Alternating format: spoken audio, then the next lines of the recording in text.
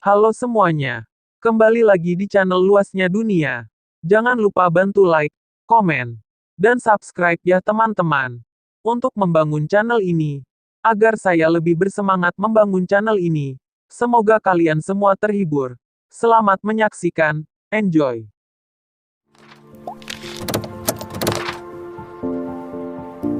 Di awal film, kita diperlihatkan dua orang penyelam yang bertugas memindahkan tumpukan harta karun dari dalam laut ke sebuah kapal besar di wilayah perairan Spanyol. Awak kapal berkata kepada Walter, sang pemimpin kru, agar menyelesaikan misinya karena mereka sudah mendapatkan 30 juta dolar dari hasil harta karun yang ditemukan. Akan tetapi, Walter enggan udahan sebelum semuanya selesai. Sedangkan seorang penyelam bernama James masih harus memeriksa satu lokasi lagi dari bangkai kapal yang tenggelam. James pun diharuskan masuk ke sana tanpa tabung oksigen karena mengingat ruangan yang sangat sempit. Sampai akhirnya ia berhasil keluar dan mendapatkan apa yang diinginkannya. How long has he been under? 2 minutes.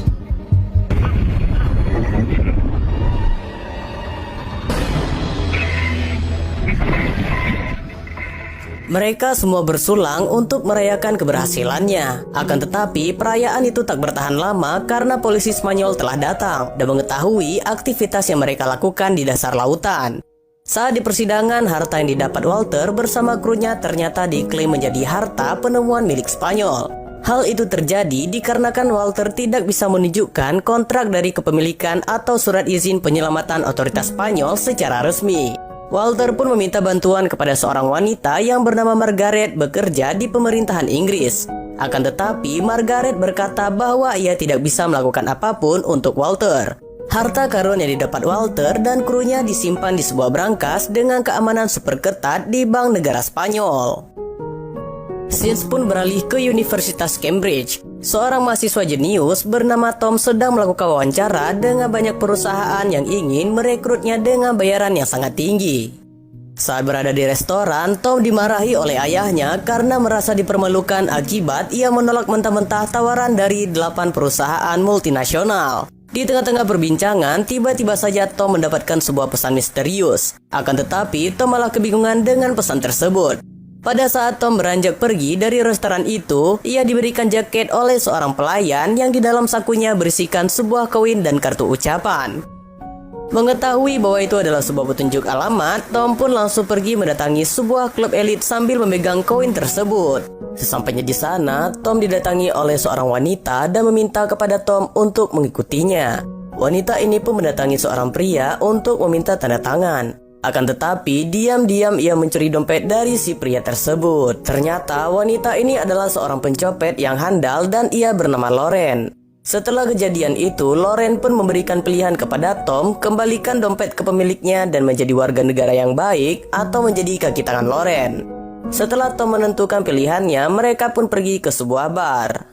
Sesampainya di sana, Tom didatangi oleh Walter dan menawarinya sebuah pekerjaan, yaitu membobol lemari besi paling aman di dunia, yang dimana sudah 80 tahun lemari besi itu dalam keadaan aman dan tidak ada perampok yang mampu untuk membobolnya.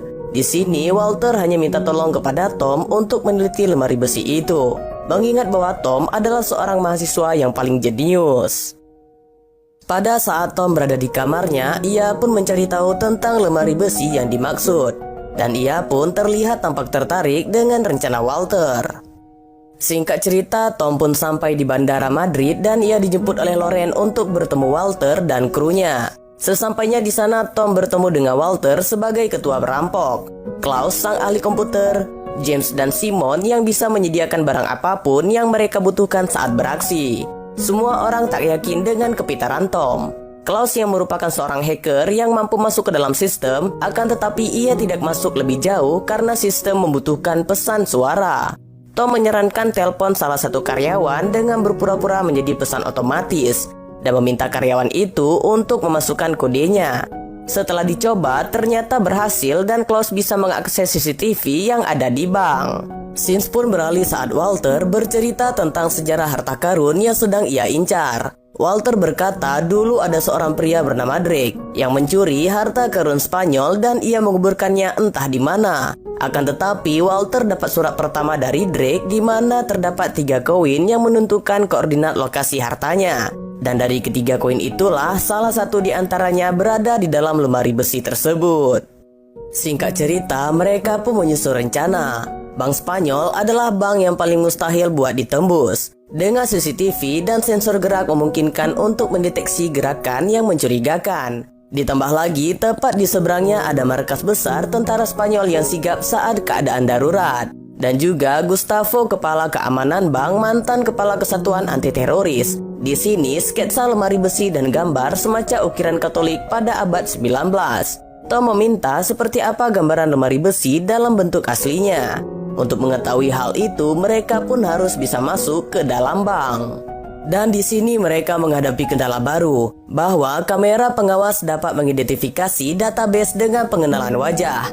Tom pun mengajukan diri buat masuk ke dalam bank untuk menjalani tugasnya. Saat misi dijalankan, Tom dan Simon masuk sebagai petugas kebersihan dan berhasil melewati keamanan parkir. Sedangkan Loren menjadi Claudia Valenti sebagai peneliti lukisan. Simon yang berhasil masuk ke ruang server dan memasang alat agar Klaus bisa lebih menguasai CCTV bank. Dan Loren berhasil masuk ke ruang pimpinan dan berhasil mendapatkan gelas yang menempel sidik jari dari Gustav. Sedangkan Klaus melakukan manipulasi CCTV. Di sini, Loren berhasil mendapatkan kunci pertama dan melakukan scan untuk diduplikatkan nantinya. Tiba-tiba saja, pimpinan bank datang menemui Loren. Dan hal itu menghambat karena kamera akan kembali live selama 20 detik lagi. Loren pun berusaha mengelabuinya dengan meminta tolong untuk fotoin dia sebagai dokumentasi. Tom yang sedang membuat peta bank dengan magnetometer, tiba-tiba saja ia kedatangan banyak orang yang melaksanakan rapat di ruang itu. Tom pun harus berdiam diri di bawah kolong meja agar ia tidak ketahuan. Beberapa saat kemudian, Loren pun berhasil masuk ke ruang lainnya untuk melakukan scan pada kunci kedua. Sins pun kembali kepada Tom. Magnetometer tiba-tiba saja macet dan jika ditingkatkan dayanya maka alarm akan berbunyi. Di sini Tom terpaksa meningkatkan dayanya karena kertas dari pegawai bank yang terjatuh. Dan Tom melakukan hal itu agar ia tidak ketahuan. Dan benar saja alarm pun langsung berbunyi. Gustavo dengan segera memanggil pasukan militer dan mereka mulai berdatangan dengan senjata lengkap. Sementara Loren belum sempat untuk mengembalikan kunci ke tempat semula. Semua orang yang ada di sana dikumpulkan pada lobi dan satu-satunya orang yang masih berada di dalam hanya Tom seorang. Loren pun terpaksa menyerahkan kunci kepada Tom agar dikembalikan ke tempat semula. Tom akhirnya dapat mengembalikan kunci tersebut dan berhasil mengelabui petugas yang datang. Di sini terlihat bahwa Gustavo tidak menemukan penyebab aktifnya alarm dan mereka menyangka alarm berbunyi diakibatkan karena pemadaman listrik. Sis pun beralih di saat Tom menjelaskan sketsa dari peta lemari besi, yang dimana di bawahnya kosong namun di atasnya ada tangki air yang dapat memenuhi ruangan dalam pada lemari besi. Tom kembali memperhatikan sebuah gambar dan ternyata itu adalah gambar Lady Justice. Dan kubah dari lemari besi itu tergantung pada timbangan. Akhirnya komplotan mereka mulai sedikit menemukan petunjuk tentang kinerja dari brankas bank. Di sisi lain, pimpinan bank memarahi Gustavo karena tentaranya udah bikin turis ketakutan. Dan ia berharap hal itu tidak terulang lagi. Apalagi saat ini Piala Dunia 2010 sedang berlangsung di Spanyol. Singkat cerita, James dan Simon berhasil masuk ke ruang bawah tanah yang di dalamnya ada timbangan raksasa yang menumpang kubah lemari besi. Dan di sini mereka menemukan sebuah masalah baru, yang dimana mereka tidak bisa masuk lebih jauh karena dindingnya terbuat dari beton titanium. Jika dilakukan pengeboran, maka mereka membutuhkan waktu selama 15 hari. Sedangkan mereka memiliki sisa waktu hanya 8 hari. Saat berada di balkon, Walter melihat jalanan yang dipenuhi supporter bola yang akan menonton semifinal Piala Dunia. Ia pun melihat semua kamera CCTV pada gedung mengarah ke penonton. Walter pun berpikir bahwa keadaan ini harus ia manfaatkan sebaik mungkin. Pada saat rapat, Walter memutuskan untuk masuk dari atas gedung dan hal itu akan berhasil apabila Spanyol bisa masuk ke final Piala Dunia. Di sini, Tom masih belum menemukan cara untuk memanipulasi timbangan. Sedangkan Walter percaya kepada Tom bahwa ia pasti bisa. Singkat cerita, tim sepak bola Spanyol pun menang dan masuk ke final Piala Dunia 2010. Dan itu menandakan bahwa Tom punya 4 hari buat pecahin permasalahannya. Sins pun beralih pada ruang keamanan bank. Munoz meminta kepada petugas kebersihan untuk mengangkut sampah yang sudah menumpuk. Si petugas pun mengeluh karena kemarin ia tidak dibolehkan masuk selama 2 hari. Akan tetapi Gustavo berkata bahwa kemarin ada petugas kebersihan yang hadir di sini. Dan pada akhirnya Gustavo mengetahui identitas Simon dan Tom yang menyusup masuk ke dalam bank. Berita itu pun diketahui oleh tim Walter. Akan tetapi Walter masih optimis untuk melakukan pembobolan karena pihak keamanan bank tidak akan tahu bagaimana cara mereka melakukannya. Di sisi lain, Gustavo menemui dosen arkeolog untuk mencari tahu barang berharga yang bakal dicuri sambil memperlihatkan foto harta karunnya. Dosen itu pun melihat ada kotak koin yang ternyata itu sangat bernilai tinggi. Singkat cerita, Tom dan Loren mampir di sebuah bar. Dan di sana, Tom secara tidak sengaja melihat bartender yang lagi nyemprotin nitrogen ke dalam sebuah gelas. Dari sinilah, Tom mendapatkan sebuah ide untuk mengakali timbangan dari lemari besi. Selesai nongkrong di bar dan kembali ke markas, Tom mendemonstrasikan cara mengakali timbangan dengan membuat beku menggunakan nitrogen. Mereka pun menyusun strategi bahwa Simon beraksi di jalur bawah untuk bekukan timbangan, sedangkan Tom beraksi masuk ke dalam bank. Akan tetapi James tidak setuju dengan keputusan ini. Sampai pada akhirnya Walter menyetujui keputusan itu dan mau tidak mau mereka harus mengikutinya. Dan saat itu juga mereka pun mulai mempersiapkan semuanya. Pada keesokan harinya, final Piala Dunia akan segera berlangsung. Dan para supporter tim Spanyol pun sudah berkumpul di alun-alun kota. Begitu juga dengan tim pembobol bank sudah berada di posisi masing-masing. James, Tom, dan Loren mulai memasuki bank melalui atap kubah gedung. Setelah berhasil masuk ke dalam gedung, mereka pun harus masuk ke sebuah gudang kecil untuk menuju ventilasi udara. Melalui jalur ventilasi itu, mereka terus dipandu oleh Klaus dan Walter yang berada di markas. Mereka pun terlambat 10 menit dikarenakan Tom bergerak cukup lambat. Mereka bertiga pun berhasil masuk dan berada di seberang lemari besi. Karena jarak yang cukup jauh, akhirnya mereka melakukan penyeberangan menggunakan tangga. Di sini, James hampir saja terjatuh dikarenakan tangganya bergeser. Untung saja ia bisa diselamatkan oleh Tom.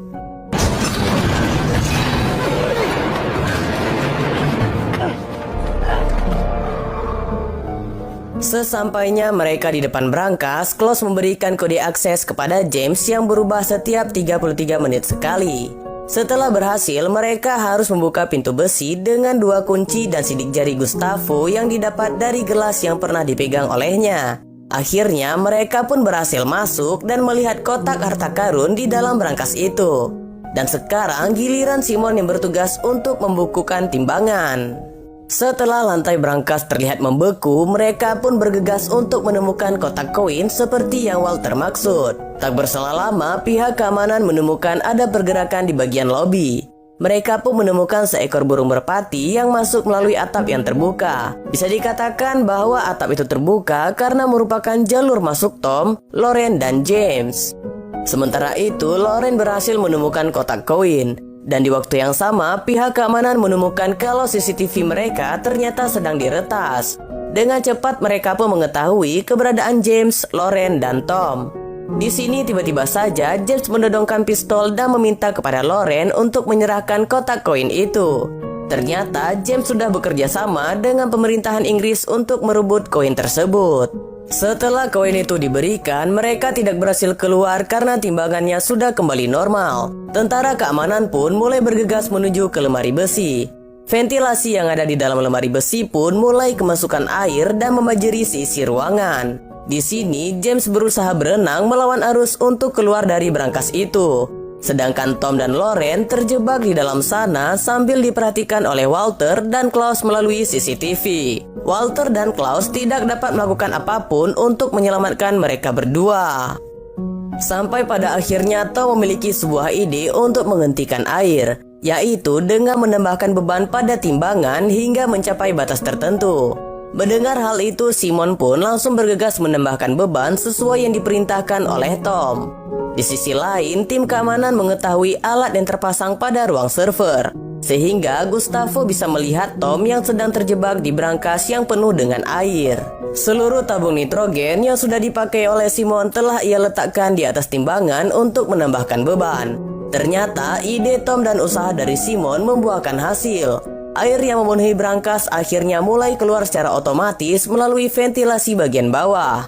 Di waktu yang sama, tentara keamanan sudah menunggu mereka berdua di depan pintu brankas. Akan tetapi pada saat mereka masuk ke dalam, ternyata Tom dan Loren sudah tidak ada lagi di sana.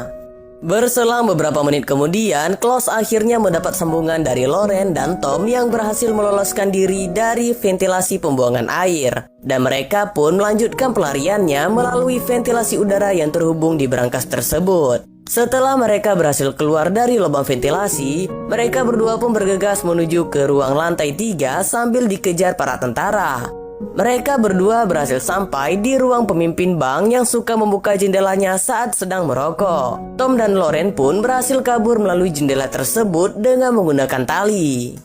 Tanpa berlama-lama, Gustavo langsung memerintahkan pasukannya untuk mengejar Tom dan Loren yang sedang menuju ke kumpulan supporter tim sepak bola Spanyol. Dengan penuh persiapan, Tom dan Loren mengganti baju mereka dengan jersey tim Spanyol. Dan mereka berdua pun berhasil lolos dari pengejaran saat Spanyol mencetak gol dan memenangkan Piala Dunia. Pada keesokan harinya, Walter mendatangi Margaret dan berkata bahwa ia memperalatnya. Karena secara diam-diam, James ternyata ditugaskan oleh Margaret untuk merebut koin itu dari tangan Loren. Berselang beberapa hari kemudian, Margaret menemui seorang ahli untuk memastikan keaslian koin yang berhasil direbut oleh James. Ternyata koin yang ia bawa adalah koin palsu, dan Margaret pun merasa bahwa ia telah dikelabui.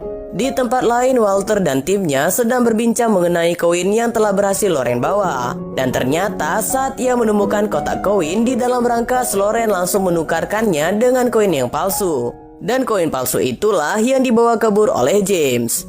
Dan film pun berakhir.